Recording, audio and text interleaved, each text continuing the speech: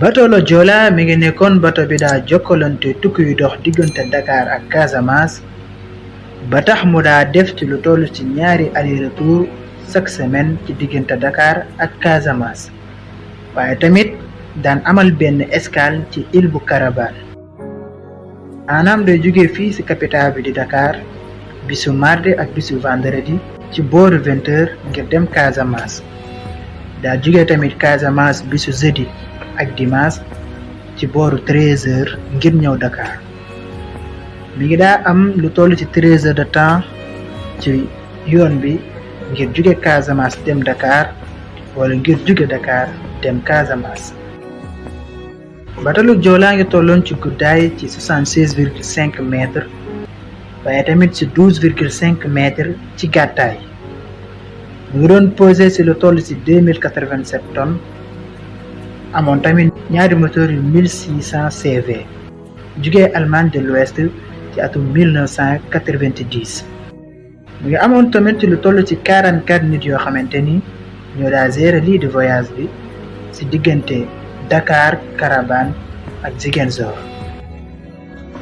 Bateau le JOOLA mi ngi mënoon a jël ba ci lu toll ci 550 nit 13 oto ak 250 tonnes ci chargement. mi ngi tàmbalee dawaat ci bésub 10 septembre 2002 ginnaaw bi mu taxawee ci bésub 31 août 2001 ngir ay defaraat yuñ ci doon amalaat. bi mu dawaatee ci lu toll ci 2 semaines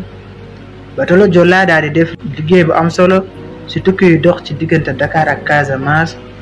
ngir wàññi jafe-jafe yi ñi nga xam ne ñoo daa jël oto yi di awee biir gaal yi doon am.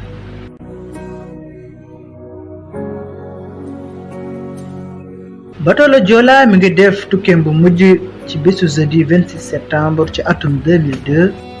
jugee Casamance jël lii di chargement wam ci île bu Caravane te manteeg mu doon taw bu am doole lool sax mi ngi yeboon lu ëpp ñetti yoon li mënoon a yab ci nit ba tax bim dawee ci lu toll ci 40 kilomètres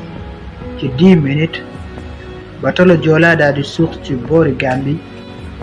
ci 11h ci guddi di 23h. jamono jooju mi nga amoon ci lu toll ci ñaari canaux pneumatique de sauvetage rek yoo xamante ni ñoo mënoon ubbeeku waaye ginnaaw ay heure di bato bi suuxee am na ñoo xamante ni mucc nañ ba féete ci kaw bato bi waaye lu ëpp ci nit ñi nga xam ne ñoo nekkoon ci biir bato bi ñi nga des ci biir ndox mi maanaam suuxaale nañ ak bato bi.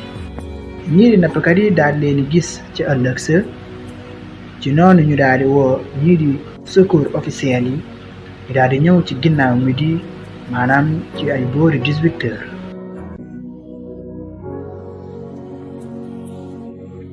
loolu lañ fi dajale woon sur les grandes recettes de hymne ci histoire Bateau le JOOLA di leen jaajëfal di leen jox dig daje ci beneen vidéo jaa ngeen jëf.